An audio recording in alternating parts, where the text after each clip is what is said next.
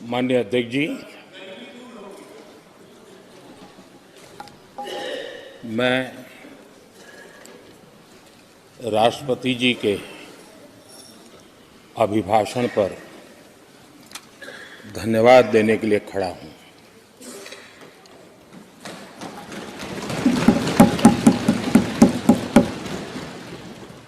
संसद के इस नए भवन में जब आदरणीय राष्ट्रपति जी हम सबको संबोधित करने के लिए आई और जिस गौरव और सम्मान के साथ सेंगोल पूरे प्रोसेसन का नेतृत्व कर रहा है और हम सब उसके पीछे पीछे चल रहे थे। नए सदन में ये नई परंपरा भारत के आजादी के उस पवित्र पल का प्रतिबिंब जब साक्षी बनता है तो लोकतंत्र की गरिमा कई गुना ऊपर चली जाती है।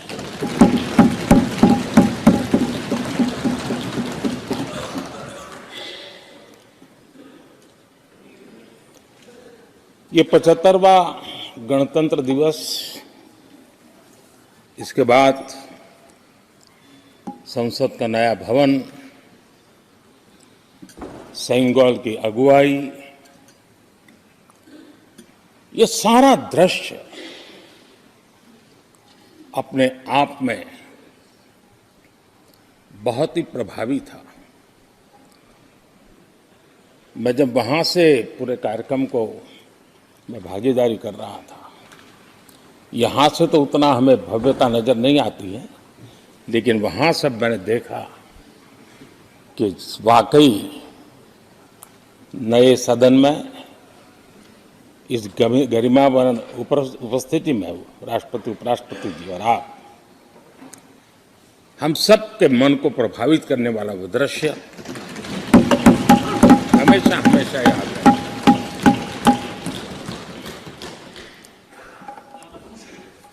जिन माननीय करीब 60 से ज़्यादा माननीय सदस्यों ने राष्ट्रपति जी के आभार प्रस्ताव पर अपने अपने विचार रखे हैं, मैं विनम्रता के साथ अपने अपने विचार व्यक्त करने वाले सभी अपने माननीय सांसदगण का आभार व्यक्त करता हूं। मैं विशेष रूप से विपक्ष ने जो संकल्प लिया है उसकी सराहना करता हूं। उनके भाषण के एक एक बात से मेरा और देश का विश्वास पक्का हो गया है कि इन्होंने लंबे अरसे तक वहां रहने का संकल्प ले लिया।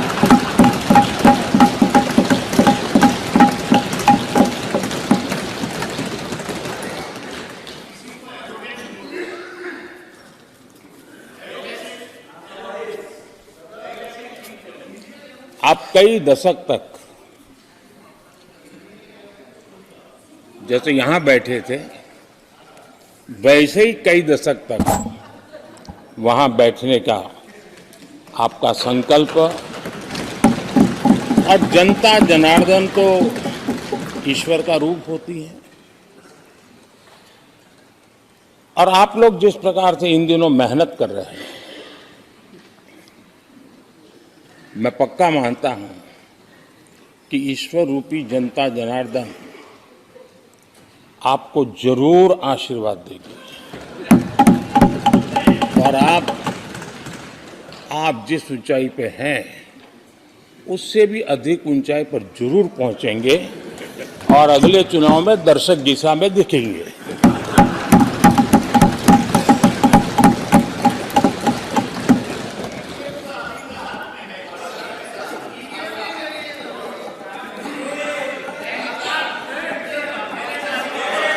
अधीर रंजन जी, इस बार आपने आपका कॉन्ट्रैक्ट उनको दे दिया है क्या?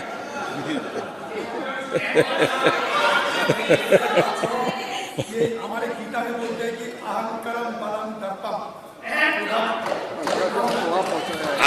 आपने इन्हीं चीजों को पहुंचाया है। समस्या सर बोलने दो ना सर।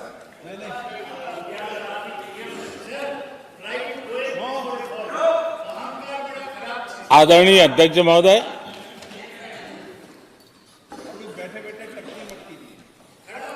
मैं देख रहा हूं कि आप में से बहुत लोग चुनाव लड़ने का हौसला भी खो चुके हैं।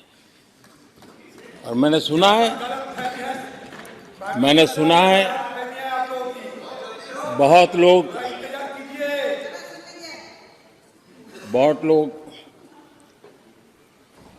पिछली बार भी सीट बदली, इस बार भी कुछ सीट बदलने के फिराक में हैं। और मैंने सुना है बहुत लोग अब लोकसभा के बजाय राज्यसभा में जाना चाहते हैं। तो स्थितियों का आकलन करके वो अपना अपना रास्ता ढूंढ रहे हैं। आदरणीय अध्यक्ष जी, राष्ट्रपति जी का भाषण एक प्रकार से तथ्यों के आधार पर, हकीकतों के आधार पर एक बहुत बड़ा दस्तावेज है जो देश के सामने राष्ट्रपति जी ने प्रस्तुत किया।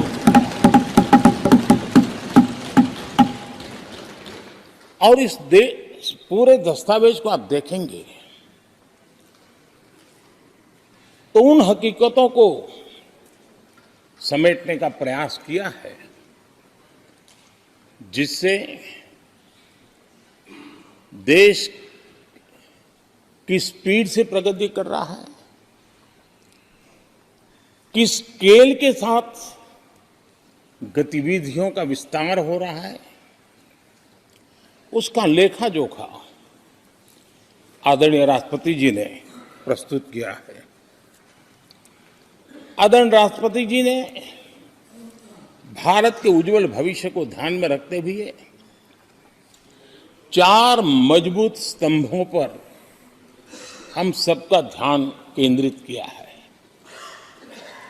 और उनका सही आकलन है कि देश के 4 स्तंभ जितने ज्यादा मजबूत होंगे, जितने ज्यादा विकसित होंगे, जितने ज्यादा समृद्ध होंगे, हमारा देश उतना ही समृद्ध होगा, उतना ही तेजी से समृद्ध होगा। और उन्होंने इन 4 स्तंभों का उल्लेख करते हुए देश की नारी शक्ति, देश की युवा शक्ति, देश के हमारे गरीब भाई बहन और देश के हमारे किसान, हमारे मछुआरे, हमारे पशुपालक, उनकी चर्चा की है। इनके सशक्तिकरण के माध्यम से राष्ट्र के विकसित भारत के लक्ष्य को प्राप्त करने की जो राह है, उसका स्पष्ट दिशा निर्देश आदरणीय राष्ट्रपति जी ने कहा है। अच्छा होता, हो सकता है आपके यहाँ फिशरमैन माइनॉरिटी के ना हो सकता है आपके यहाँ पशुपालक माइनॉरिटी के ना हो सकता है किसान आपके यहाँ माइनॉरिटी के ना हो सकता है महिलाएं आपके यहाँ माइनॉरिटी में ना हो सकता है कि आपके यहाँ युवा में माइनॉरिटी। क्या हो गया है दादा? क्या देश के युवा जी की बात होती है? समाज के सब वर्ग नहीं होते हैं? क्या देश की नारी की बात होती है? देश की सभी नारी नहीं होती है? कब तक टुकड़ों में सोचते रहोगे? कब तक समाज को बांटते रहोगे? सब सीमा करो। बहुत तोड़ा देश को।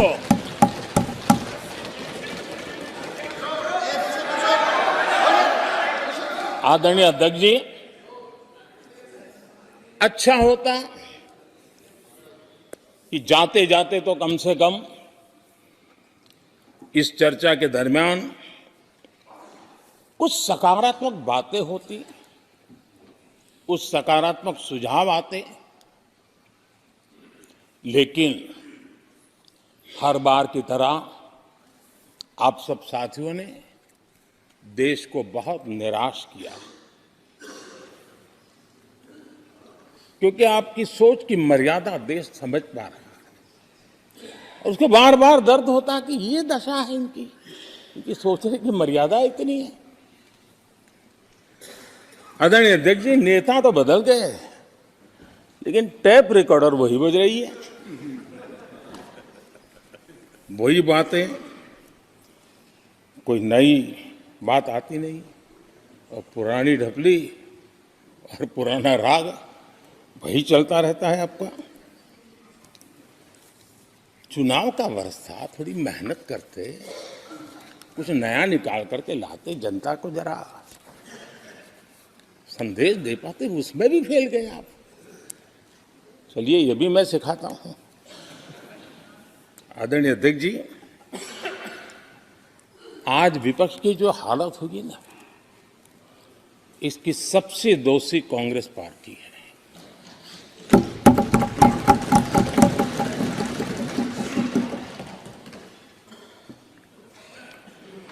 कांग्रेस को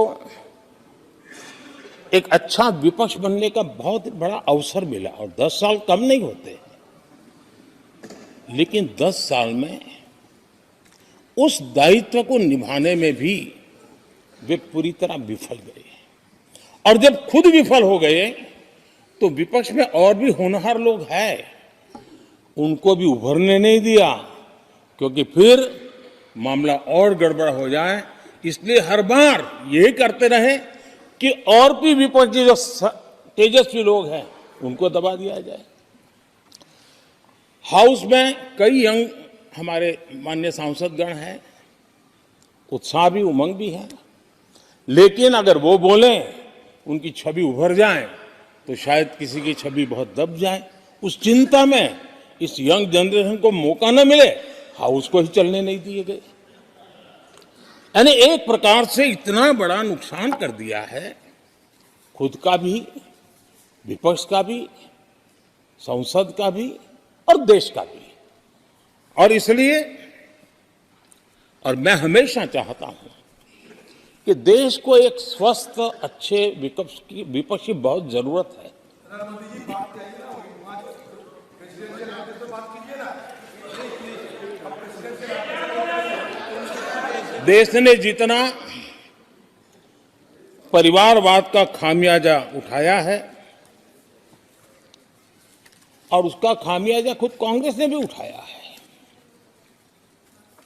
अब अधीर बाबू की हालत हम देख रहे हैं, वरना ये समय था संसद में रहने का, लेकिन परिवारवाद की सेवा तो करनी पड़ती है।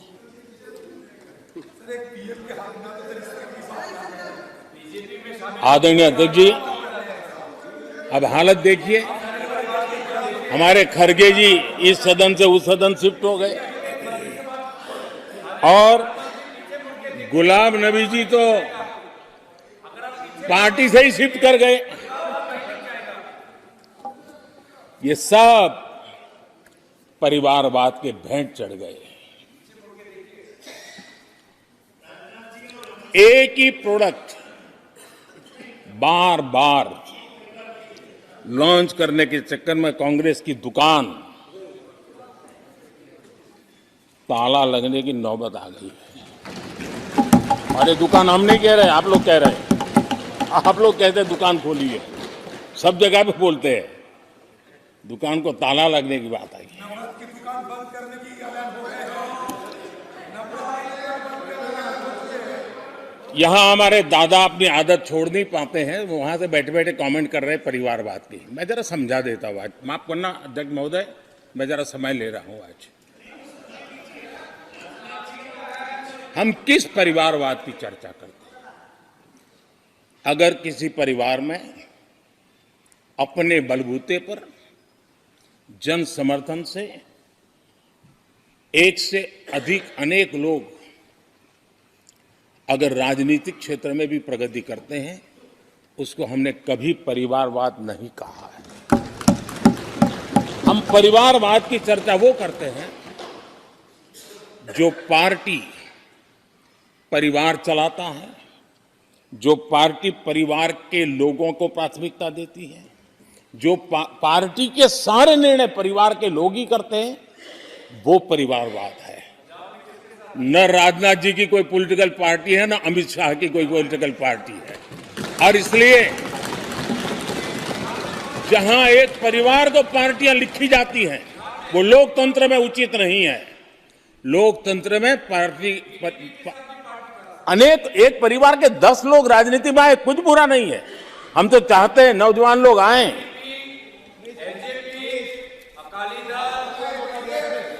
हम भी चाहते हैं ये इसकी चर्चा करिए।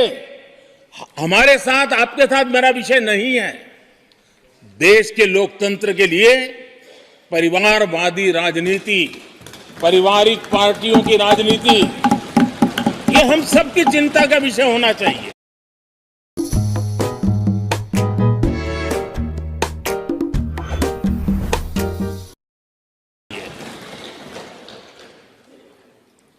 और इसलिए मैं किसी परिवार के 2 लोग अगर प्रगति करते हैं, उसको तो मैं स्वागत करूंगा। 10 लोग प्रगति करें, मैं स्वागत करूंगा। देश में जितनी नई पीढ़ी अच्छे लोग आए, स्वागत योग्य है।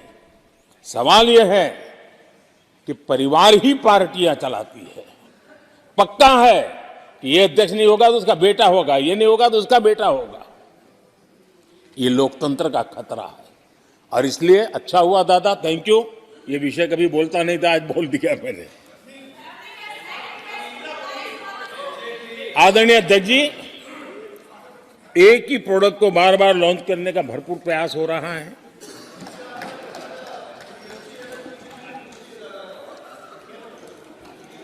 आदरणीय अध्यक्ष जी, कांग्रेस एक परिवार में उलझ गई है। देश के करोड़ों परिवार की आकांक्षाएं और उपलब्धियां वो देख पा ही नहीं रहे, देख सकते नहीं। अपने परिवार के बाहर देखने की तैयारी नहीं है। और कांग्रेस में एक कैंसिल कल्चर डेवलप हुआ है। कुछ भी है कैंसिल, कुछ भी है कैंसिल। एक ऐसे कैंसिल कल्चर में कांग्रेस फंस गई है। अगर हम कहते हैं मेक इन इंडिया तो कांग्रेस कहती है कैंसिल। हम कहते हैं आत्मनिर्भर भारत, कांग्रेस कहती है कैंसिल। हम कहते हैं वोकल फॉर लोकल, कांग्रेस कहती है कैंसिल।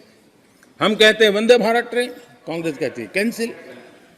हम कहते हैं संसद की नई इमारत, कांग्रेस कहती है कैंसिल।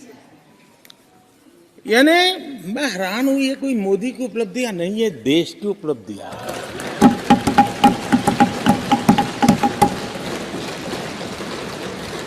इतनी नफरत कब तक पाले रखोगे? और उसके कारण देश की सफलताएं, देश के अचीवमेंट,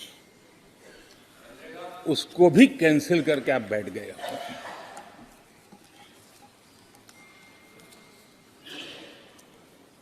आदरणीय अध्यक्ष जी, राष्ट्रपति जी ने विकसित भारत के रोड मैप पर चर्चा करते हुए आर्थिक पहलुओं पर विस्तार से चर्चा की। अर्थव्यवस्था के मूलभूत जो आधार है उसके की बारीकी से चर्चा की और भारत की मजबूत अर्थव्यवस्था को आज पूरी दुनिया सराह रही है। पूरी दुनिया उससे प्रभावित है और जब विश्व संकट से गुजर रहा है तब तो उनको और ज्यादा अच्छा लगता है। G20 समिट के अंदर सारे देश ने देखा है कि पूरा विश्व भारत के लिए क्या सोचता है, क्या कहता है, क्या आशा करता है।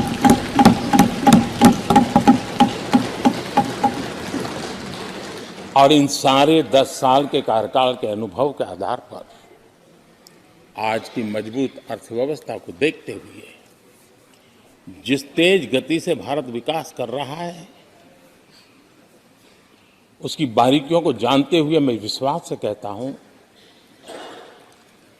और इसीलिए मैंने कहा है कि हमारे तीसरे टर्म में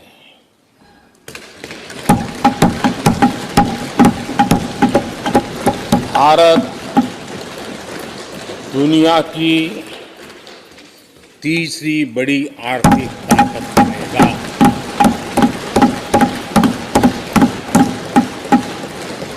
और ये मोदी की गारंटी है।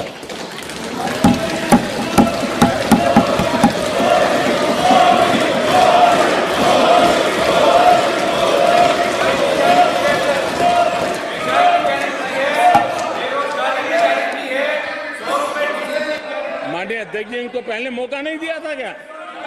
सबको मौका दिया है ना? हाँ,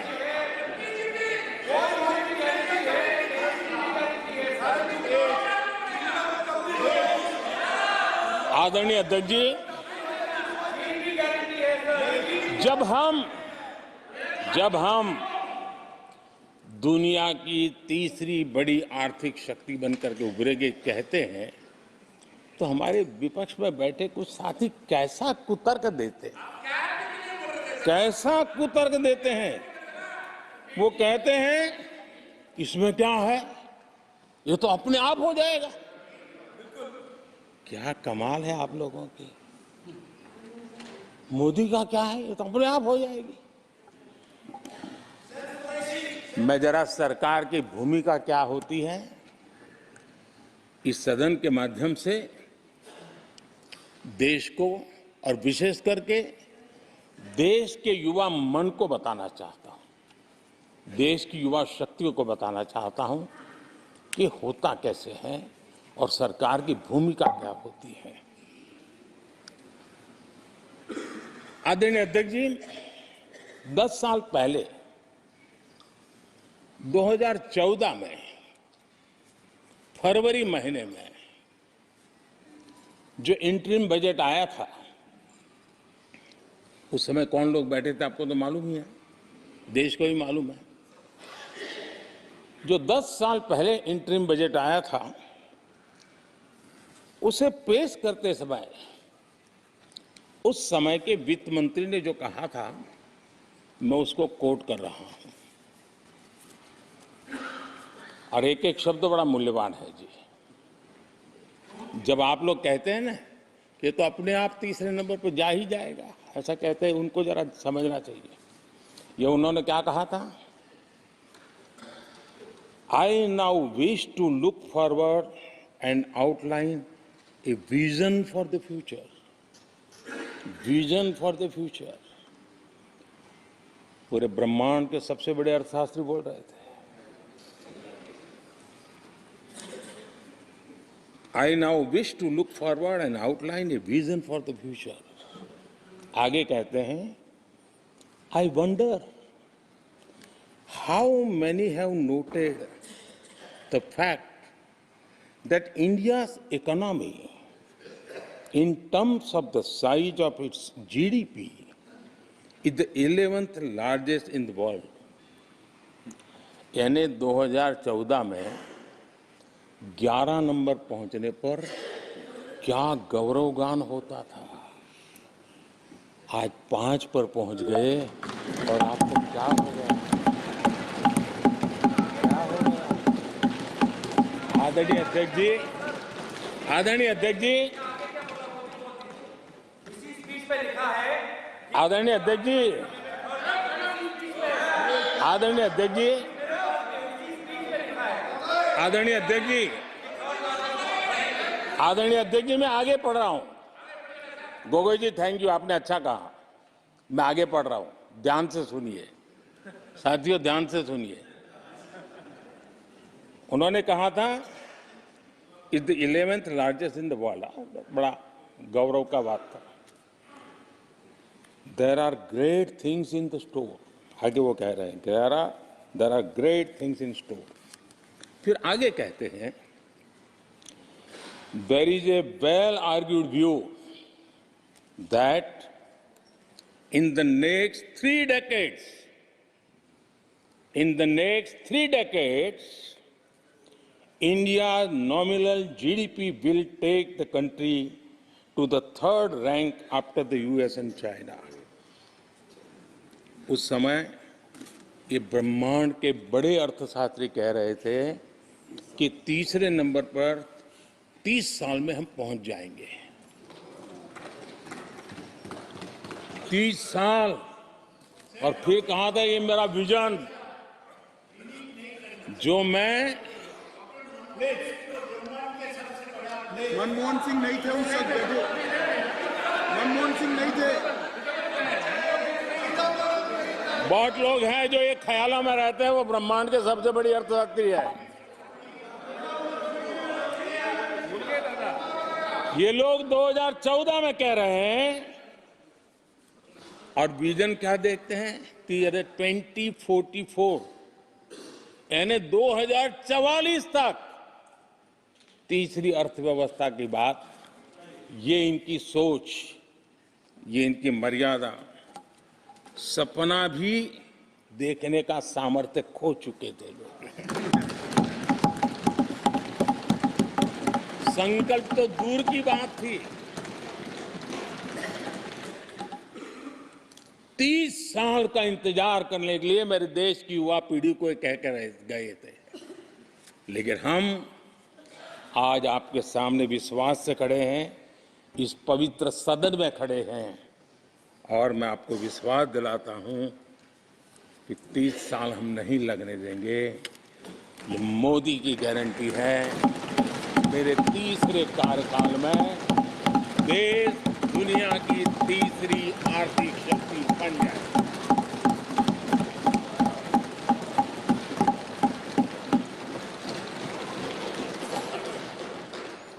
कैसे लक्ष्य रखते थे, उनकी सोच कहां तक जाती थी, दया आती है। और आप लोग 11 नंबर पे बड़ा गर्व कर रहे थे, अब 5 नंबर पहुंचा दिए जी। लेकिन अगर 11 पर पहुंचने से आपको खुशी होती थी तो 5 नंबर पहुंचने पर भी खुशी होनी चाहिए। देश 5 नंबर पे पहुंचा, आपको खुशी होनी चाहिए। इस बीमारी में फंसे पड़े हो। आदरणीय अध्यक्ष जी, भाजपा सरकार की काम करने की स्पीड, हमारे लक्ष्य कितने बड़े होते हैं, हमारा हौसला कितना बड़ा होता है, वो आज पूरी दुनिया देख रही है।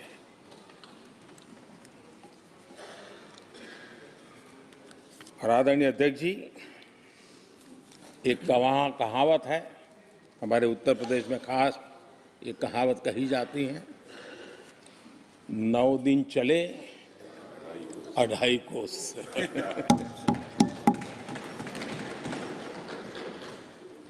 और मुझे लगता है कि ये कहावत पूरी तरह कांग्रेस को परिभाषित कर देती है।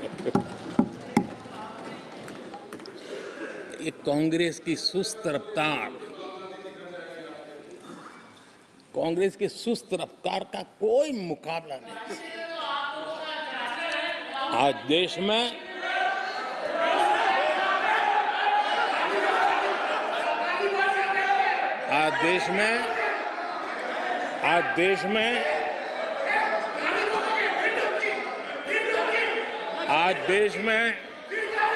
जिस रफ्तार से काम हो रहा है, कांग्रेस सरकार इस रफ्तार की कल्पना भी नहीं कर सकती। आदरणीय अध्यक्ष जी,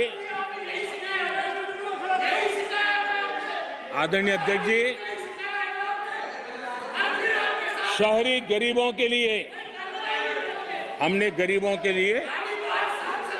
400 घर हमने गरीबों के लिए, आदरणीय अध्यक्ष जी, हमने गरीबों के लिए 4 करोड़ घर बनाए।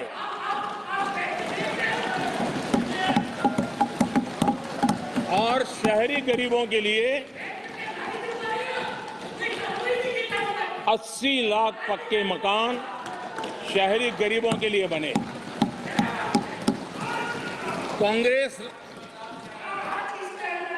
अगर कांग्रेस की रफ्तार से घर बने होते तो क्या हुआ होता मैं इसका हिसाब लगाता हूं, अगर कांग्रेस की जो रफ्तार थी उस प्रकार से चला होता तो 100 साल लगते इतना काम करने में, 100 साल लगते, 5 पीढ़ियां गुजर जाती। आदरणीय अध्यक्ष जी, 10 वर्ष में 40,000 किलोमीटर रेलवे ट्रैक का इलेक्ट्रिफिकेशन हुआ। अगर कांग्रेस की रफ्तार से देश चलता तो इस काम को करने में 80 साल लग जाते। एक प्रकार से 4 पीढ़ियां गुजर जाती। आदरणीय अध्यक्ष जी, हमने 17 करोड़ अधिक गैस कनेक्शन दिए। ये मैं 10 साल का हिसाब दे रहा हूं। अगर कांग्रेस की चाल से चलते तो ये कनेक्शन देने में और 60 साल लग जाते। 3 पीढ़ियां धुएं में खाना पकाते पकाते गुजर जाती। आदरणीय अध्यक्ष जी, हमारी सरकार ने सैनिटेशन कवरेज 40% से 100% तक पहुंची है। अगर कांग्रेस की रफ्तार होती तो ये काम होते होते 60-70 साल और लगते और कम से कम 3 पीढ़ियां गुजर जाती, लेकिन गारंटी नहीं होता कि नहीं होता। आदरणीय अध्यक्ष जी, कांग्रेस की जो मानसिकता है, जिसका देश को बहुत नुकसान हुआ है, कांग्रेस ने देश के सामर्थ्य पर कभी भी विश्वास नहीं किया। वे अपने आप को शासक मानते रहे और जनता जनार्दन को हमेशा कमतर आंकते गए, छोटा आंकते गए। आदरणीय अध्यक्ष जी, देश के नागरिकों के लिए कैसा सोचते थे, मैं जानता हूं, मैं नाम बोलते ही उनको जरा चुभन होगी, लेकिन 15 अगस्त लाल किले से प्रधानमंत्री नेहरू ने जो कहा था वो मैं जरा पढ़ता हूं। लाल किले से भारत के प्रथम प्रधानमंत्री ने जो कहा था वो पढ़ रहा हूं, नेहरू जी ने। उन्होंने कहा था, हिंदुस्तान में काफी मेहनत करने की आदत आम तौर से नहीं है।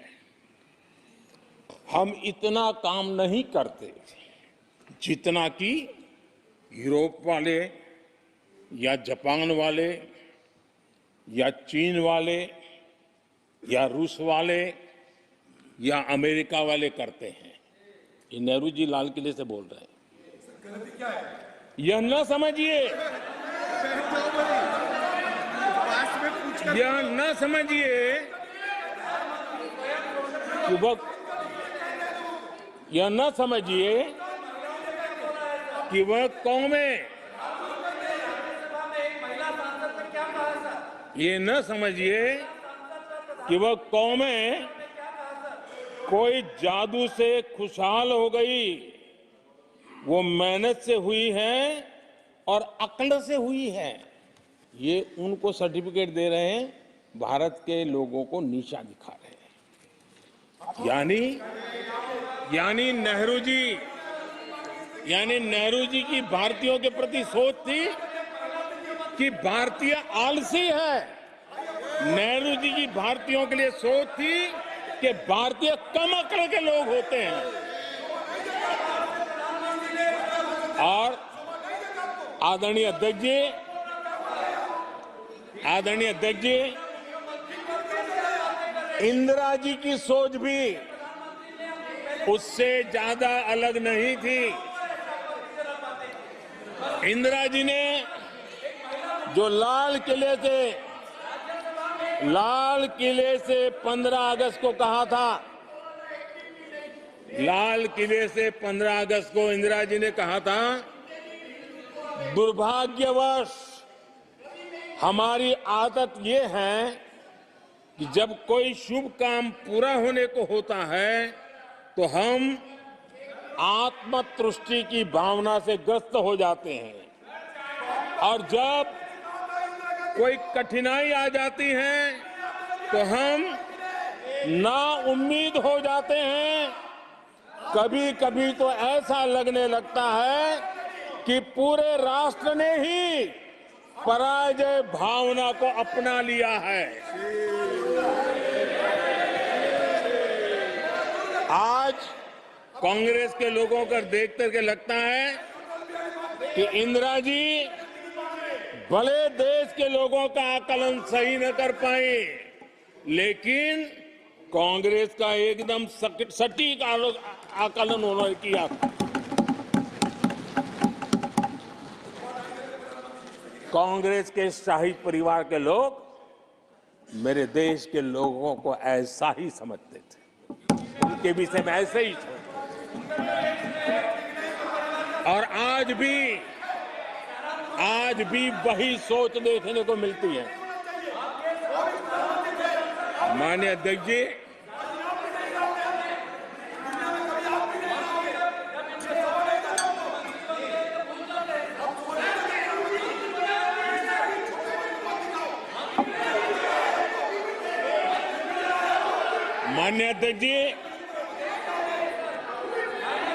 कांग्रेस का विश्वास हमेशा सिर्फ एक परिवार पर रहा है। एक परिवार के आगे वो न कुछ सोच सकते हैं, न कुछ देख सकते हैं। कुछ दिन पहले भानुमति का कुनबा जोड़ा,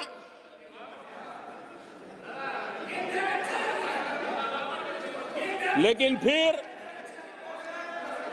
एकला चलो रे करने लग गए। कांग्रेस के लोगों ने नया नया मोटर मैकेनिक का काम सीखा है और इसलिए अलाइनमेंट क्या होता है उसका ज्ञान तो हो गया होगा, लेकिन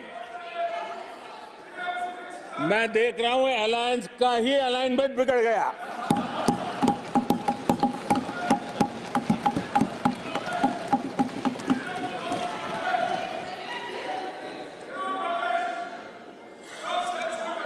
इनको अपने इस कुनबे में अगर एक दूसरे पर विश्वास नहीं है तो ये लोग देश पर विश्वास कैसे करेंगे। आदरणीय अध्यक्ष जी, हमें देश के सामर्थ्य पर भरोसा है, हमें लोगों की शक्ति पर भरोसा है। आदरणीय अध्यक्ष जी, देश की जनता ने हमें जब पहली बार सेवा करने का अवसर दिया तो हमने पहले कार्यकाल में यूपीए के समय के जो गड्ढे थे वो गड्ढे भरने में हमारा काफी समय और शक्ति लगी। हम पहले कार्यकाल में वो गड्ढे भरते रहे। हमने दूसरे कार्यकाल में नए भारत की नींव रखी और तीसरे कार्यकाल में हम विकसित भारत को निर्माण को नई गति देंगे। आदरणीय अध्यक्ष जी, पहले कार्यकाल में हमने स्वच्छ भारत, उज्ज्वला,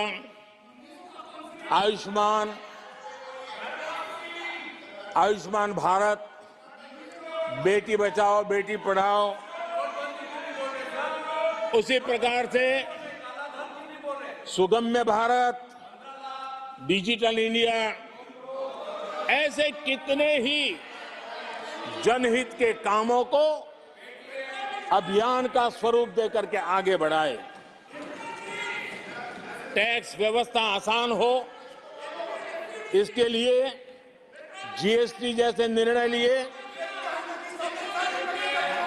और हमारे इन कामों को देख करके जनता ने भरपूर समर्थन दिया। जनता ने बहुत आशीर्वाद दिए, पहले से भी ज्यादा आशीर्वाद दिए और हमारा दूसरा कार्यकाल प्रारंभ हुआ। दूसरा कार्यकाल संकल्पों और वचनों की पूर्ति का कार्यकाल रहा।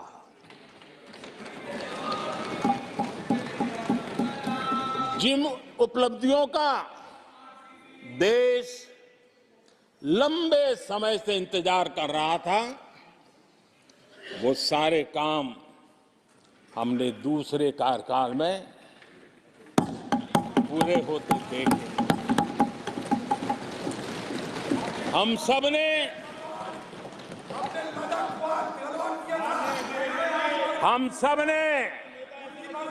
370 खत्म होते हुए देखा।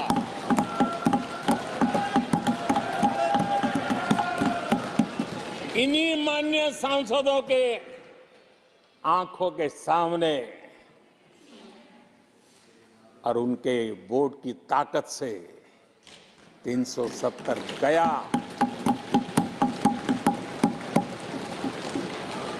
नारी शक्ति वंदन अधिनियम ये दूसरे कार्यकाल में कानून बना। आदरणीय अध्यक्ष जी, अंतरिक्ष से लेकर के ओलंपिक तक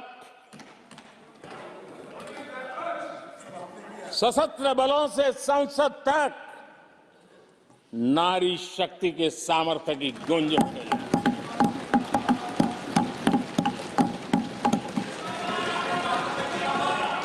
ये नारी शक्ति के सशक्तिकरण को आज देश ने देखा है। आदरणीय अध्यक्ष जी, उत्तर से दक्षिण तक, पूरब से पश्चिम तक लोगों ने दशकों से अटकी भटकी लटकी योजनाओं को समयबद्ध तरीके से पूरे होते हुए देखा। आदरणीय अध्यक्ष जी, अंग्रेजी शासन के पुराने दंड प्रधान कानूनों से हम प्लीज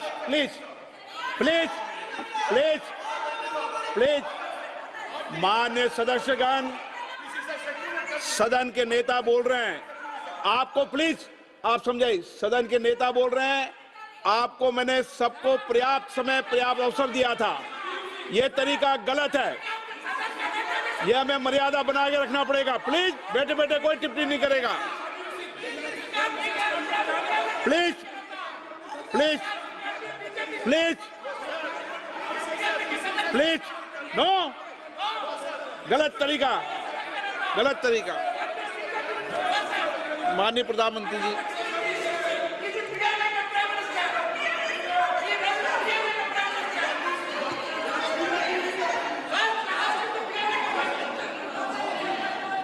ये तरीका है क्या आपका?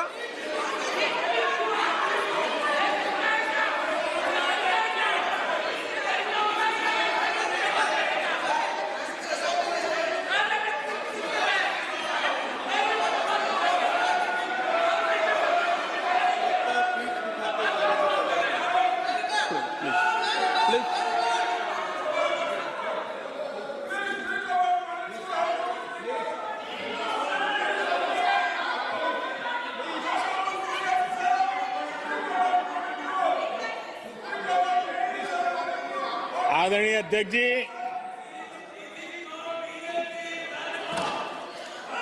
अंग्रेजी शासन के पुराने कानून जो दंड प्रधान थे। उन दंड प्रधानों से के कानूनों से हट करके हमने न्याय संहिता तक प्रगति की।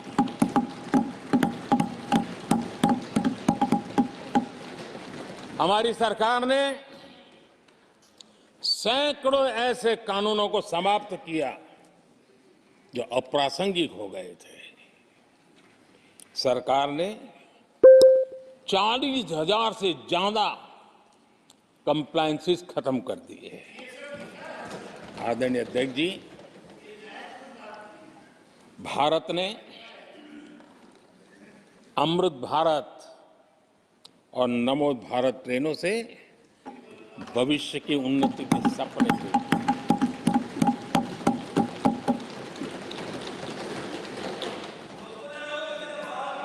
आदरणीय अध्यक्ष जी, देश के गांव-गांव ने, देश के कोटि-कोटि जनों ने विकसित भारत की संकल्प यात्रा देखी है और सैचुरेशन के पीछे कितनी मेहनत की जाती है, उसके हक की चीज उसको मिले, उसके दरवाजे दस्तक देकर के देने का प्रयास देश पहली बार देख रहा है। आदरणीय अध्यक्ष जी, भगवान राम, आदरणीय अध्यक्ष जी, भगवान राम न सिर्फ अपने घर लौटे, बल्कि एक ऐसे मंदिर का निर्माण हुआ जो भारत की महान सांस्कृतिक परंपरा को नई ऊर्जा देता रहेगा। और आदरणीय अध्यक्ष जी, अब हमारी सरकार का तीसरा कार्यकाल भी बहुत दूर नहीं है। ज्यादा से ज्यादा 100-125 दिन बाकी है। और अब की बार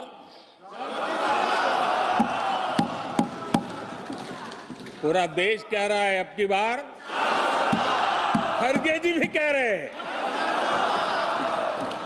लेकिन अध्यक्ष जी, मैं आमतौर पर ये आंकड़े के चक्कर में नहीं पड़ता हूं, लेकिन मैं देख रहा हूं देश का मिजाज एनडीए को तो 400 पार कर पाई के रहेगा, लेकिन भारतीय जनता पार्टी को 370 सीट अवश्य देगा।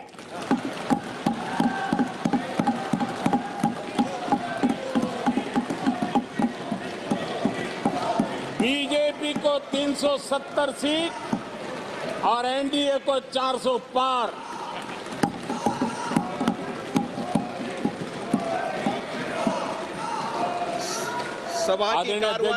सभा की कार्रवाई इस विषय की समाप्ति तक बढ़ा दी जाए। आदरणीय अध्यक्ष जी, हमारा तीसरा कार्यकाल बहुत बड़े फैसलों का होगा।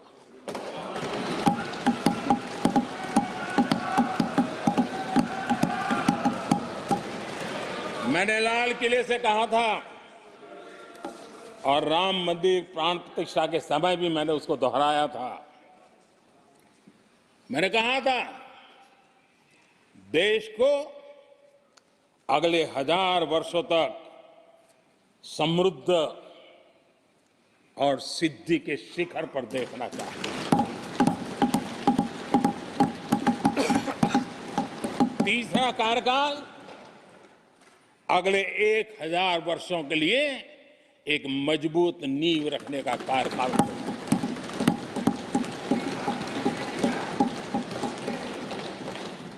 आदरणीय अध्यक्ष जी, मैं भारतवासियों के लिए, उनके भविष्य के लिए बहुत ही विश्वास से भरा हुआ हूं। मेरा देश के 140 करोड़ नागरिकों के सामर्थ्य पर अपार भरोसा है। मेरा बहुत विश्वास है।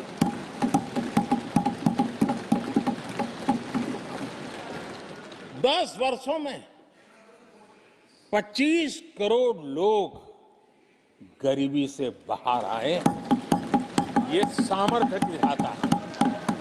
आदरणीय अध्यक्ष जी, मैंने हमेशा कहा है कि गरीब को अगर साधन मिले, गरीब को अगर संसाधन मिले, गरीब को अगर स्वाभिमान मिले, तो हमारा गरीब गरीबी को परास्त करने का सामर्थ्य रखता है। और हमने वो रास्ता चुना और मेरे गरीब भाइयों ने गरीबी को परास्त करके दिखाया है।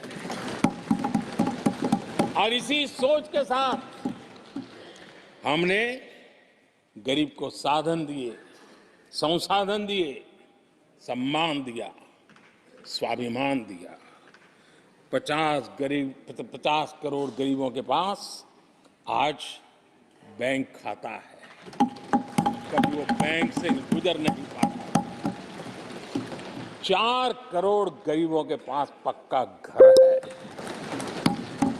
घर उसके स्वाभिमान को एक नया सामर्थ्य देता है। 11 करोड़ से अधिक परिवारों को पीने का शुद्ध जल पानी नल से मिल रहा है। 55 करोड़ से अधिक गरीबों को आयुष्मान भारत कार्ड मिला है। घर में कोई भी बीमारी आ जाए, उस बीमारी के कारण फिर से वो गरीबी की तरफ लुढ़क ना जाए, उसको भरोसा है कितनी भी बीमारी क्यों ना आ जाए, मोदी बैठा है। 80 करोड़ लोगों को मुफ्त अनाज की सुविधा दी गई है। आदरणीय अध्यक्ष जी, मोदी ने उनको पूछा जिनको पहले कोई पूछता तक नहीं था। देश में पहली बार रेहड़ी पटरी वाले साथियों के बारे में सोचा गया। पीएम स्वनिधि योजना से आज वो ब्याज के चक्कर से बाहर निकले, बैंक से पैसे लेकर अपने कारोबार को बढ़ा रहे हैं। देश में पहली बार हाथ का हुनर जिनका सामर्थ्य है, जो राष्ट्र का निर्माण भी करते हैं, ऐसे मेरे विश्वकर्मा साथियों के बारे में सोचा गया। उनको आधुनिक टूल, आधुनिक ट्रेनिंग, पैसों की मदद, विश्व एक मार्केट उनके लिए खुल जाए, ये मेरे विश्वकर्मा भाइयों के लिए हमने कहा। देश में पहली बार पीवीटीजी यानी जनजातियों में भी अति पिछड़े जो हमारे भाई बहन हैं, संख्या बहुत कम है, वोट के हिसाब से किसी को नजर नहीं जाती। हम वोट से परे हैं, हम दिलों से जुड़े हैं और इसलिए पीवीटीजी जातियों के लिए पीएम जनमन योजना बना करके उनके कल्याण का मिशन मोड में काम उठाया है। इतना ही नहीं, सरहद के जो गांव थे जिनको आखिरी गांव करके छोड़ दिया गया था, हमने वो आखिरी गांव को पहला गांव बना करके विकास की पूरी दिशा बदल दी। आदरणीय अध्यक्ष जी, मैं जब बार बार मिलेट्स की वकालत करता हूं, मिलेट्स की दुनिया के अंदर जाकर के चर्चा करता हूं, G20 के देशों को लोगों के सामने गर्व के साथ मिलेट्स परोसता हूं, तो उसके पीछे मेरे दिल में 3 करोड़ से ज्यादा मेरे छोटे किसान हैं जो मिलेट्स की खेती करते हैं। इनका कल्याण, इससे हम जुड़े हुए हैं। आदरणीय अध्यक्ष जी, जब मैं वोकल फॉर लोकल की बात करता हूं, जब मैं मेक इन इंडिया की बात करता हूं, तब मैं करोड़ों गृह उद्योग, लघु उद्योग, कुटीर उद्योग, उससे जुड़े हुए मेरे लाखों परिवारों के साथ उनके कल्याण के लिए सोचता हूं। आदरणीय अध्यक्ष जी, खादी, कांग्रेस पार्टी ने उसको भुला दिया, सरकारों ने भुला दिया। आज मैं खादी के ताकत देने में सफलतापूर्वक आगे बढ़ा हूं, क्योंकि खादी के साथ, हैंडलूम के साथ करोड़ों बुनकरों की जिंदगी लगी हुई है। तो उनके कल्याण को देखता हूं। आदरणीय अध्यक्ष जी, हमारी सरकार हर कोने में गरीबी को निकालने के लिए, गरीब को समृद्ध बनाने के लिए अनेक विविध प्रयासों को कर रही है। जिनके लिए वोट बैंक ही था, उनके लिए उनका कल्याण संभव नहीं था। हमारे लिए उनका कल्याण राष्ट्र का कल्याण है और इसलिए हम उसी रास्ते पर चल पड़े। आदरणीय अध्यक्ष जी, कांग्रेस पार्टी ने, यूपीए सरकार ने ओबीसी समुदाय के साथ भी कोई न्याय नहीं किया, अन्याय किया। इन लोगों ने ओबीसी नेताओं का अपमान करने में कोई कोर कसर नहीं छोड़ी है। कुछ दिन पहले जब कर्पूरी ठाकुर जी को भारत रत्न दिया, हमने वो सम्मान किया। लेकिन याद करिए, उस कर्पूरी ठाकुर अति पिछड़े समाज से ओबीसी समाज के उस महापुरुष के साथ क्या व्यवहार हुआ था, किस प्रकार से उनके साथ जुल्म किया। 1970 में बिहार के मुख्यमंत्री बने तो उनको पद से हटाने के लिए कैसे कैसे खेल खेले गए थे। उनकी सरकार अस्थिर करने के लिए क्या कुछ नहीं किया गया था। आदरणीय अध्यक्ष जी, कांग्रेस को अति पिछड़ा व्यक्ति बर्दाश्त नहीं हुआ था। 1987 में जब कांग्रेस के पास पूरे देश में उनका झंडा फहरता था, सत्ता ही सत्ता थी, तब उन्होंने कर्पूरी ठाकुर को प्रतिपक्ष के नेता के रूप में स्वीकार करने से मना कर दिया। और कारण क्या दिया? वो संविधान का सम्मान नहीं कर सकते।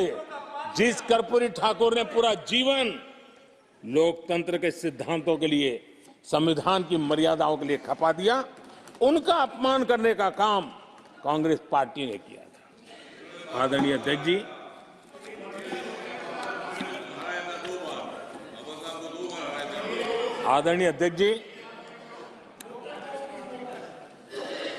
कांग्रेस के हमारे साथियों को आजकल इस पर बहुत चिंता जताते हैं कि सरकार में ओबीसी कितने लोग हैं, कितने पद पर कहाँ है, उसके हिसाब किताब करते रहते हैं। लेकिन मैं हैरान हूं, उनको इतना सबसे बड़ा ओबीसी नजर नहीं आता है। यहां आंखें बंद करके बैठ जाते हैं। आदरणीय अध्यक्ष जी, जरा मैं ये दुनिया भर की चीजें करते हैं, मैं कहना चाहता हूं, ये क्लास है, ये यूपीए के समय एक एक्स्ट्रा कॉन्स्टिट्यूशनल बॉडी बनाई गई थी, जिसके सामने सरकार की कुछ नहीं चलती थी। नेशनल एडवाइजरी काउंसिल, जरा कोई निकाल करके देखे उसमें क्या कोई ओबीसी था क्या? जरा निकाल के देखिए। इतनी बड़ी बड़ी पावरफुल बॉडी बनाई थी और वो तो अपॉइंट कर रहे थे। आदरणीय अध्यक्ष जी, पिछले 10 वर्षों में नारी शक्ति के सशक्तिकरण को लेकर के अनेक विविध कदम उठाए गए। नारी के नेतृत्व में समाज के सशक्तिकरण पर काम किया गया है। आदरणीय अध्यक्ष जी, अब देश की बेटी, हिंदुस्तान में कोई ऐसा सेक्टर नहीं है जहां देश की बेटियों के लिए दरवाजे बंद हो।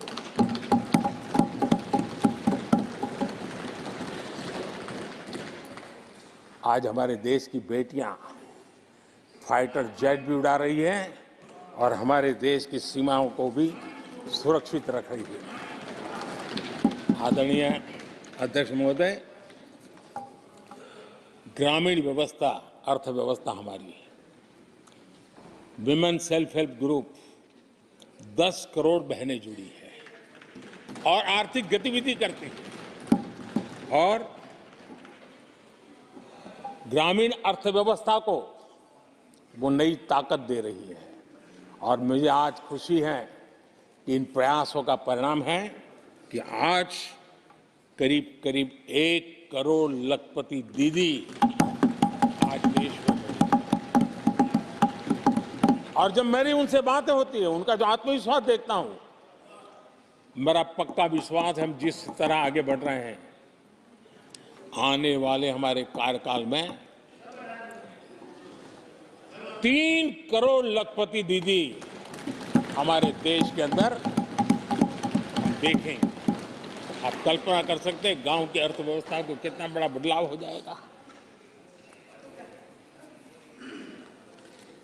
आदरणीय अध्यक्ष जी, हमारे देश में बेटियों के संबंध में जो पहले सोच थी, समाज के घर में घुस गई थी, दिमाग में भी घुस गई थी, आज वो सोच कितनी तेजी से बदल रही है। थोड़ा सा बारीकी से देखेंगे तो हमें पता चलेगा कितना बड़ा सुखद बदलाव आ रहा है।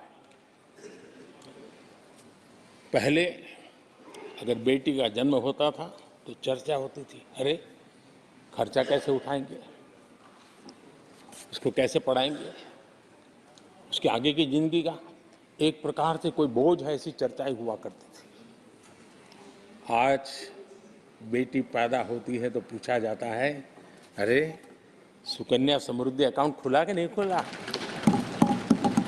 बदलाव।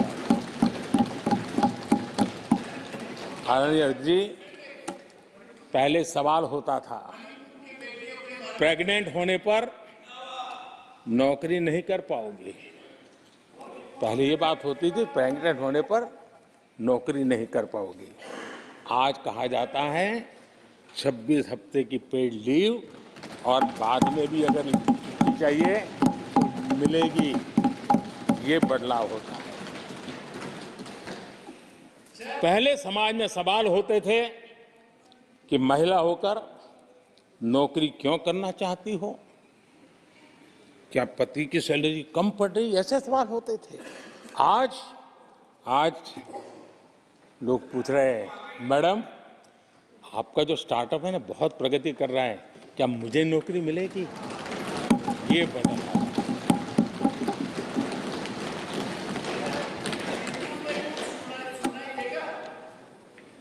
आदरणीय अध्यक्ष जी, एक समय था जब सवाल पूछा जाता था कि बेटी की उम्र बढ़ रही है, शादी कब करोगे। बेटी की उम्र बढ़ रही है, शादी कब करोगे।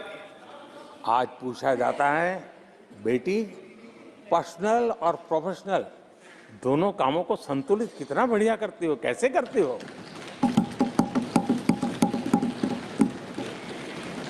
आदरणीय अध्यक्ष जी, एक समय था घर में कहा जाता था कि घर के मालिक घर पे है कि नहीं है, ऐसा पूछा जाता था। घर के मुखिया को बुलाइए, ऐसा कहते थे। आज किसी के घर जाते हैं तो घर महिला के नाम पर, बिजली का बिल उसके नाम पर आता है, पानी गैस सब उसके नाम पर। तो परिवार के मुखिया की जगह आज मेरी माताएं बहन है। ये बदलाव अमृतकाल में विकसित भारत का हमारा जो संकल्प है ना, इसकी एक बहुत बड़ी शक्ति के रूप में उभरने वाला है और मैं उस शक्ति के दर्शन कर पा रहा हूं। आदरणीय अध्यक्ष महोदय,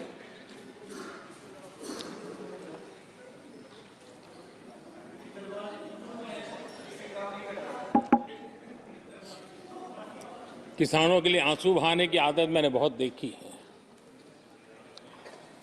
किसानों के साथ कैसा कैसा विश्वासघात किया गया है, ये देश ने देखा है। कांग्रेस के समय कृषि के लिए कुल वार्षिक बजट होता था 25,000 करोड़ रुपया।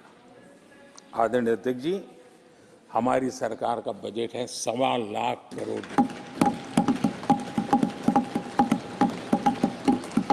आदरणीय अध्यक्ष जी, कांग्रेस ने अपने 10 साल के कार्यकाल में 7 लाख करोड़ रुपया का धान और गेहूं किसानों से खरीदा था।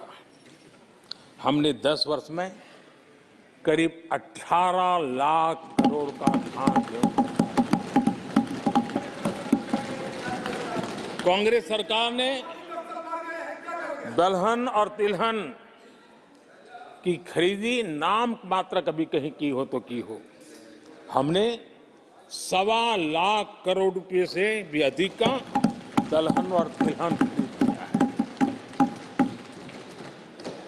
हमारे कांग्रेस के साथियों ने पीएम किसान सम्मान निधि का मड़ा उजाया, और जब मैंने मेरी पहली टर्म में ये योजना शुरू की थी तो मुझे याद है कि झूठा नैरेटिव की जो फैशन चल पड़ी है, गांव में जाके कहा जाता था कि देखिए ये मोदी के पैसे मत लेना, ये चुनाव एक बार जीत गया तो सारे पैसे ब्याज समेत तुमसे वापस मांगेगा। ऐसा झूठ फैलाया गया था, किसानों को इतना मूर्ख बनाने की कोशिश की गई थी। आदरणीय अध्यक्ष जी, पीएम किसान सम्मान निधि 2,80,000 करोड़ रुपए हमने भेजे। पीएम फसल बीमा योजना 30,000 रुपया का प्रीमियम, और उसके सामने 1.5 लाख करोड़ रुपया मेरे किसान भाई बहनों को दिया। कांग्रेस ने अपने शासनकाल में कभी भी मछुआरे पशुपालक की तो नामो निशान नहीं था उनके काम में। पहली बार इस देश में मछुआरों के लिए अलग मंत्रालय बना, पशुपालन के लिए अलग मंत्रालय। पहली बार पशुपालक को, मछुआरों को किसान क्रेडिट कार्ड दिया गया ताकि कम ब्याज से उसको बैंक से पैसा मिल सके, वो अपना कारोबार बढ़ा सके। किसान और मछुआरों की चिंता सिर्फ जानवरों की नहीं होती है, जिंदगी का एक महत्वपूर्ण हिस्सा है। आर्थिक चक्र को चलाने में इन पशुओं की भी बहुत बड़ी भूमिका होती है। हमने फूट एंड माउथ डिसीज, उससे हमारे पशुओं को बचाने के लिए 50 करोड़ से ज्यादा टीके लगाए हैं। पहले कभी सोचा नहीं। आदरणीय अध्यक्ष महोदय, आज भारत में युवाओं के लिए जितने नए अवसर बने हैं, ये पहले कभी नहीं बने। आज पूरी वोकेबलरी बदल गई है। शब्द पूरे जो पहले कभी सुनने को नहीं मिलते थे, वो बोलचाल के सहज दुनिया में शब्द आ चुके हैं। आज चारों तरफ स्टार्टअप्स की गूंज है, यूनिकॉर्न्स चर्चा में है। आज डिजिटल क्रिएटर्स एक बहुत बड़ा वर्ग हमारे सामने है। आज गीग इकोनॉमी की चर्चा हो रही है।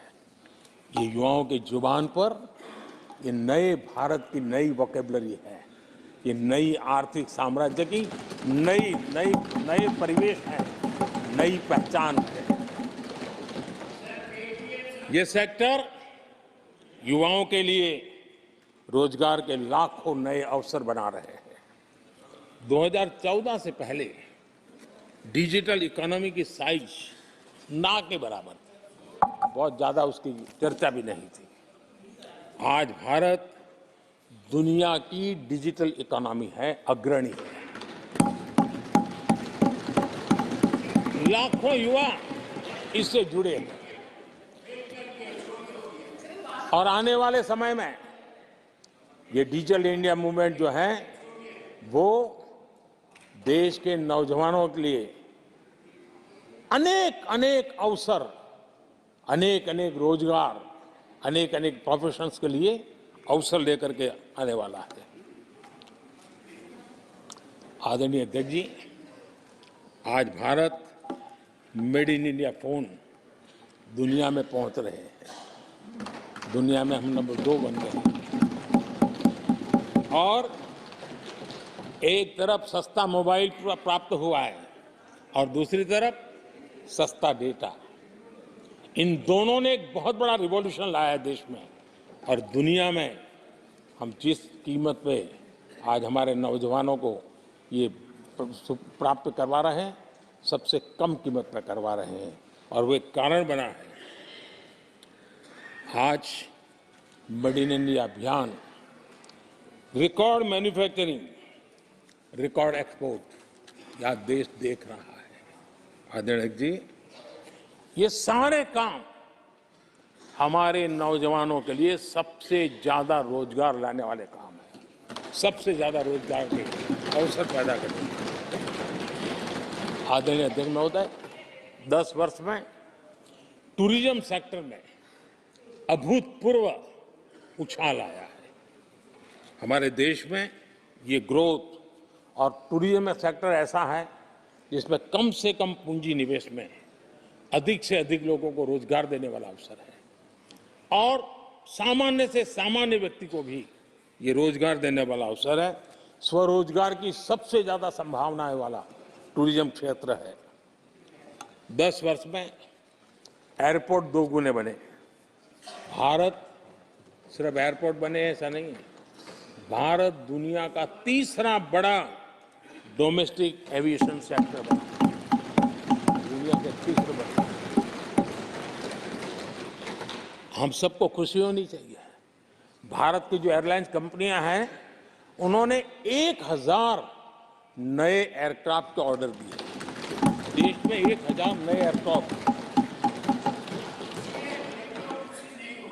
और जब इतने सारे हवाई जहाज ऑपरेट होंगे, सारे एयरपोर्ट कितने धमधमते होंगे, कितने पायलट्स की जरूरत पड़ेगी, कितने हमें क्रू मेंबर चाहिए, कितने इंजीनियर चाहिए, कितने ग्राउंड सर्विस के लिए लोग चाहिए।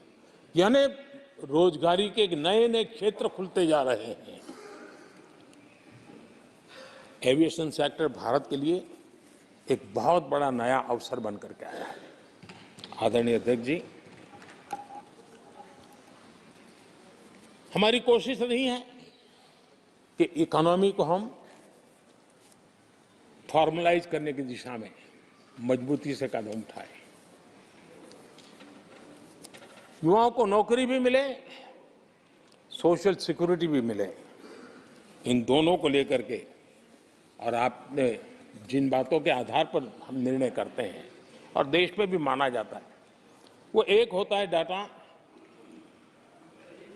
ईपीएफओ का।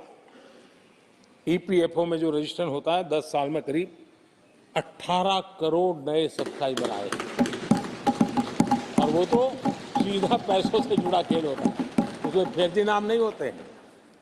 मुद्रा लोन पाने वालों में 8 करोड़ लोग ऐसे हैं जिन्होंने जीवन में पहली बार कारोबार अपना शुरू किया है, बिजनेस। और जब मुद्रा लोन लेता है तो खुद तो रोजगारी पाता है, 1 या 2 और लोगों को भी रोजगारी देता है, क्योंकि तो उसका काम ऐसा होता है। हमने लाखों स्ट्रीट वेंडर्स को सपोर्ट किया है। 10 करोड़ महिलाएं एसएचजी से जुड़ी, जैसा मैंने कहा, 1 लाख लखपति दीदी 1 करोड़, ये अपने आप में बहुत। और मैंने जैसा कहा, हम 3 करोड़ के टारगेट को। आदरणीय अध्यक्ष जी, कुछ आंकड़े हैं जो अर्थशास्त्री समझते हैं, नहीं सामान्य मानवी भी समझता है। 2014 से पहले के 10 वर्षों में इंफ्रास्ट्रक्चर के निर्माण में करीब करीब 12 लाख करोड़ का बजट था। 10 साल में 12 लाख करोड़। बीते 10 वर्षों में इंफ्रास्ट्रक्चर निर्माण के अंदर बजट 44 लाख करोड़, 44 लाख करोड़। रोजगार कैसे बढ़ते हैं, इससे समझ आता है। आदरणीय अध्यक्ष जी, इस राशि से जितनी बड़ा मात्रा में काम हुआ है, उसके कारण इतने लोगों को रोजी रोटी मिली है, इसका आप अंदाज कर सकते हैं। हम भारत को मैन्युफैक्चरिंग का रिसर्च का, इनोवेशन का हब बने, उस दिशा में देश की युवा शक्ति को प्रोत्साहित कर रहे हैं, व्यवस्थाएं विकसित कर रहे हैं, आर्थिक मदद के योजनाएं बना रहे हैं। आदरणीय अध्यक्ष जी, एनर्जी के क्षेत्र में हम हमेशा डिपेंडेंट रहे। एनर्जी के सेक्टर में हमें आत्मनिर्भर होने की दिशा में बहुत कुछ करने की आवश्यकता है और हमारी कोशिश है ग्रीन एनर्जी की तरफ। हाइड्रोजन को लेकर के हम बहुत बड़ी मात्रा में आगे बढ़ रहे हैं, उसमें अभूतपूर्व निवेश। उसी प्रकार से दूसरा क्षेत्र है जिसमें भारत को लीड लेनी होगी, वो है सेमीकंडक्टर। पिछली सरकारों ने जितने प्रयास किए लेकिन सफलता नहीं मिली।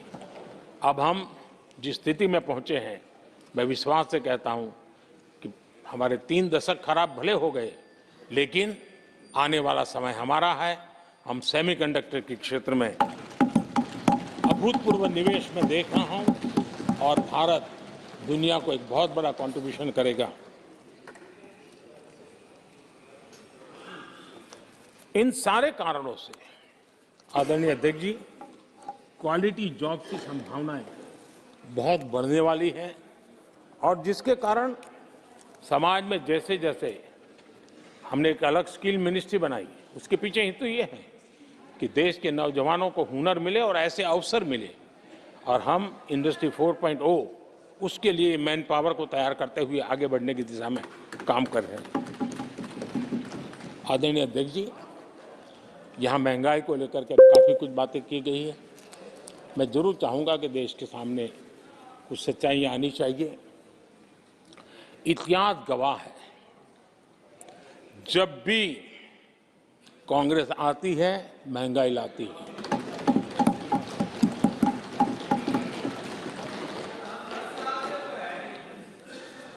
मैं कुछ वक्तव्य इस सदन में आज कहना चाहता हूं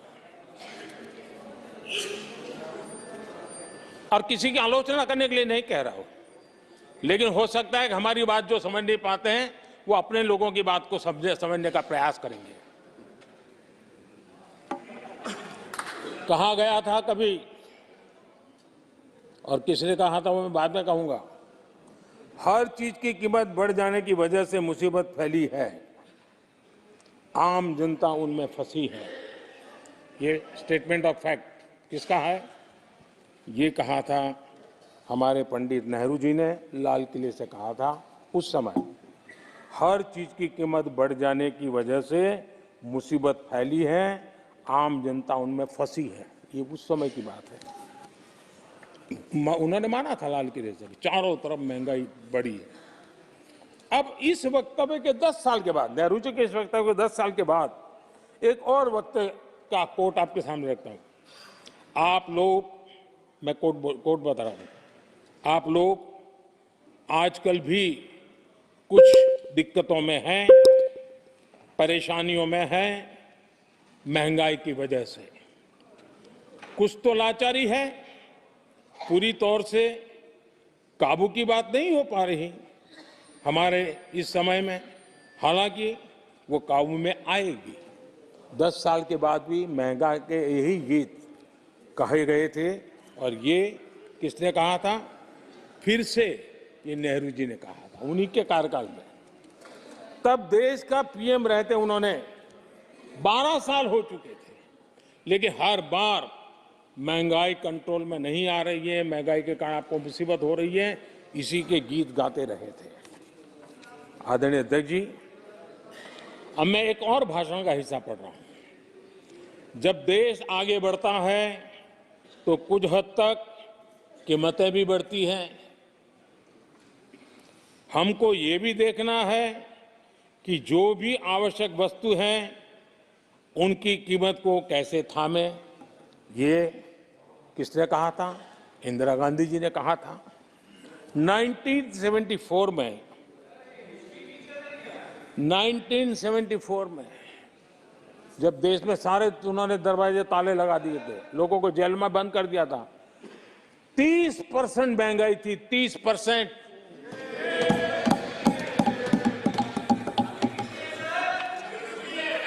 आदरणीय अध्यक्ष जी,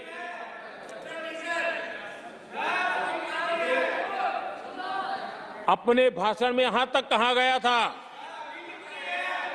क्या कहा था आप चौंक जाएंगे। उन्होंने कहा था अगर जमीन न हो, यानी कुछ पैदावार के लिए जमीन न हो, तो अपने गमले और कनस्तर में सब्जी उगा लें। ये ऐसी सलाहें उच्च पद पर बैठे हुए लोग दिया करते थे। जब देश में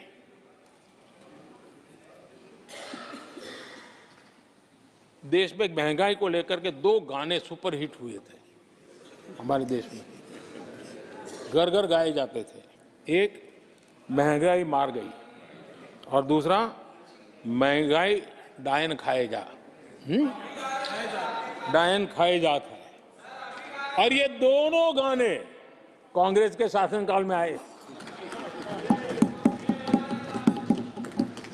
आदरणीय अध्यक्ष जी, यूपीए के शासनकाल में महंगाई डबल डिजिट में थी, डबल डिजिट में महंगाई थी, इसको नकार नहीं सकते हैं। और यूपी का सरकार का तर्क क्या था जी? असंवेदनशीलता। ये कहा गया था कि महंगी आइसक्रीम खा सकते हो तो महंगाई का रोना क्यों रो रहे हो, ये कहा गया था। ये कहा गया था। जब भी कांग्रेस आई है उसने महंगाई को ही मजबूत किया। आदरणीय अध्यक्ष जी, हमारी सरकार ने महंगाई को लगातार नियंत्रण में रखा है। दो युद्ध के बावजूद और 100 साल में आए सबसे बड़े संकट के बावजूद महंगाई नियंत्रण में है और हम कर पाए हैं।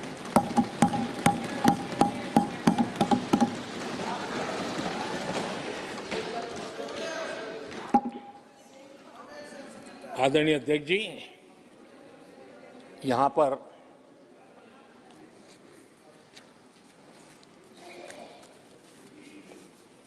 बहुत गुस्सा व्यक्त किया गया। जितना हो सका उतने कठोर शब्द में गुस्सा व्यक्त किया गया। उनका दर्द मैं समझता हूं, उनकी मुसीबत और ये गुस्सा मैं समझता हूं, क्योंकि तीर निशाने पर लगा है।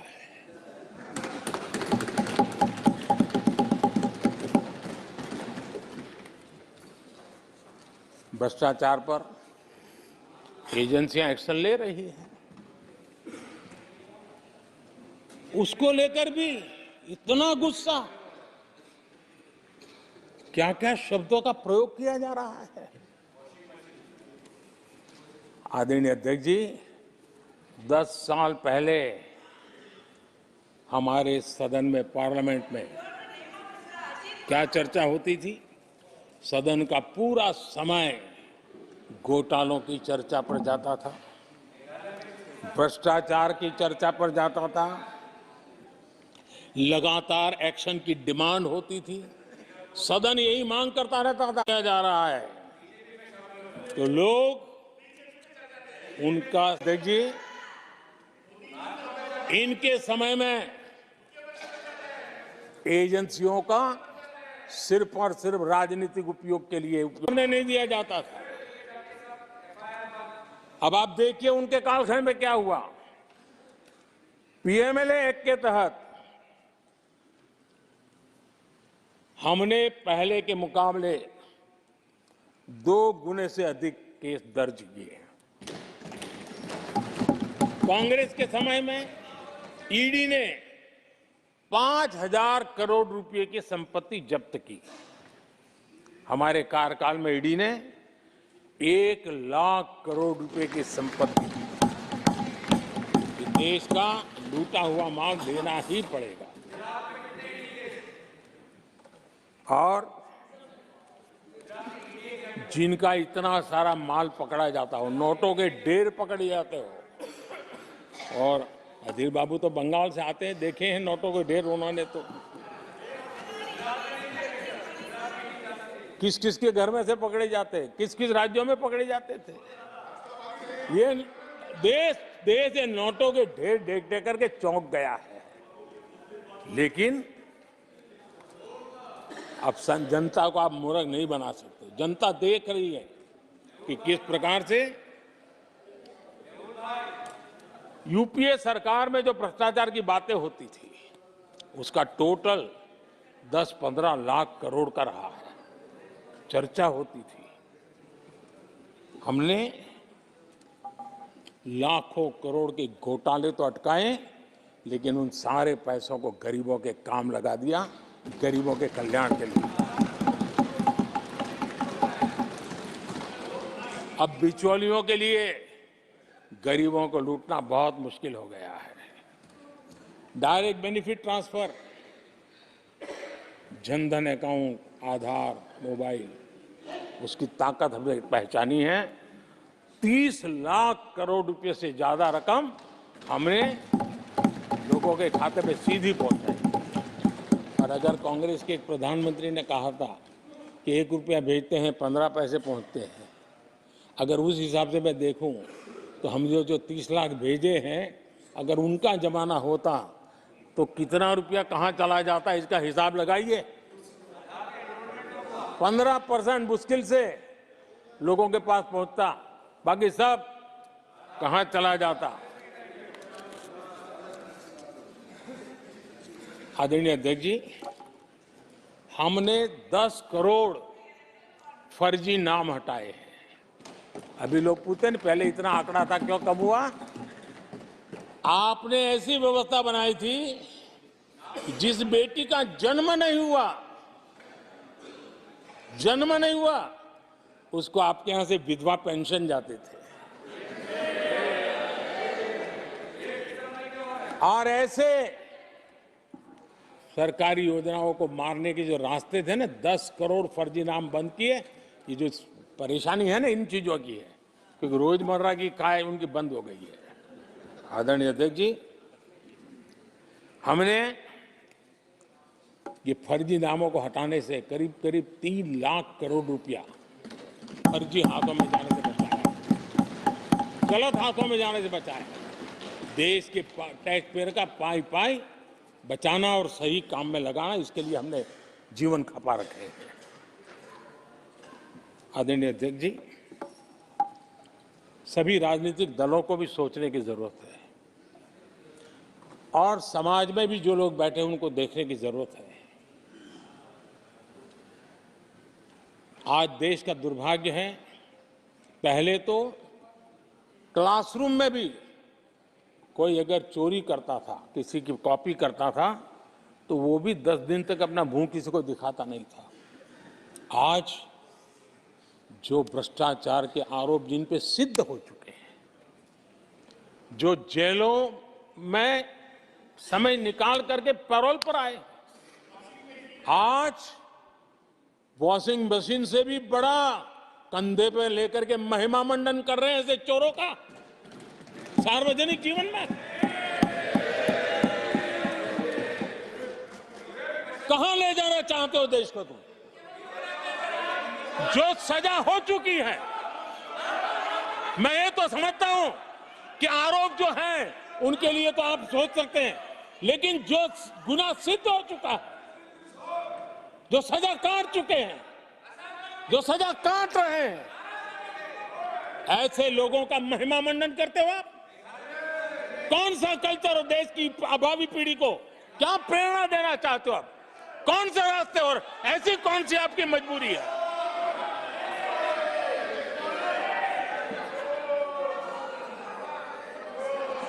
और ऐसे लोगों का महिमा मंडन किया जा रहा है, उनको महान बताया जा रहा है।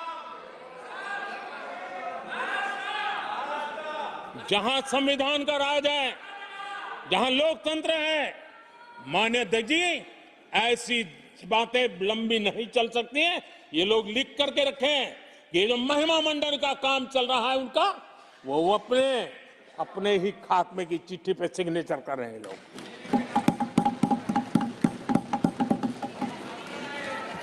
आदरणीय अध्यक्ष जी, जांच करना ये एजेंसियों का काम है। एजेंसियां स्वतंत्र होती हैं और संविधान ने उनको स्वतंत्र रखा हुआ है। और जज करने का काम न्यायाधीश का है।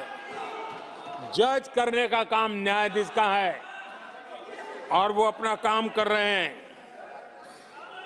और अध्यक्ष जी, मैं इस पवित्र सदन में फिर से दोहराना चाहूंगा, जिसको जितना जुल्म मुझ पर करना है कर ले, मेरी भ्रष्टाचार के खिलाफ लड़ाई चलती रहेगी। जिसने देश को लूटा है उनको लौटाना पड़ेगा। जिन्होंने देश को लूटा है उनको लौटाना पड़ेगा। ये मैं देश को इस सदन की पवित्र जगह से वादा करता हूं। जिसको जो आरोप लगाना है लगा लें, लेकिन देश को लूटने नहीं दिया जाएगा और जो लूटा है वो लौटाना पड़ेगा। आदरणीय अध्यक्ष जी, देश सुरक्षा और शांति का एहसास कर रहा है। पिछले 10 वर्ष की तुलना में सुरक्षा के क्षेत्र में देश आज वाकई सशक्त हुआ है। आतंकवाद, नक्सलवाद एक छोटे दायरे में अब सिमटा हुआ है।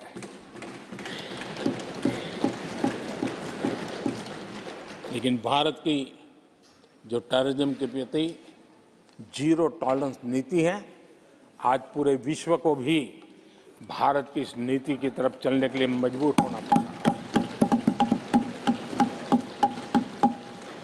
भारत की सेनाएं सीमाओं से लेकर के समंदर तक अपने सामर्थ्य को लेकर के आज भी हाथ है। हमें हमारी सेना के पराक्रम पर गर्व होना चाहिए। हम कितना ही उनके मोरल तोड़ने की कोशिश करें, मुझे मेरी सेना पर भरोसा है। मैंने उनके सामर्थ्य को देखा है।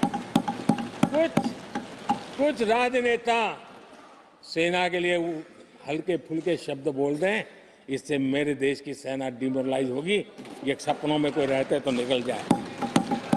देश के मूड को वो खत्म नहीं कर सकते।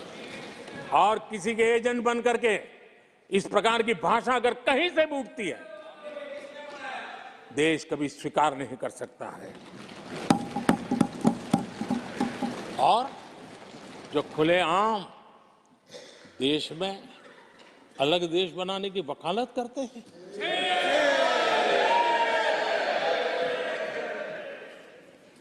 जोड़ने की बातें छोड़ो, तोड़ने की कोशिश करी जा रही। आपके अंदर क्या पड़ा हुआ है? क्या इतने टुकड़े करके अभी भी आपके मन को समाधान नहीं हुआ है? देश के इतने टुकड़े कर चुके हो आप, और टुकड़े करना चाहते हो?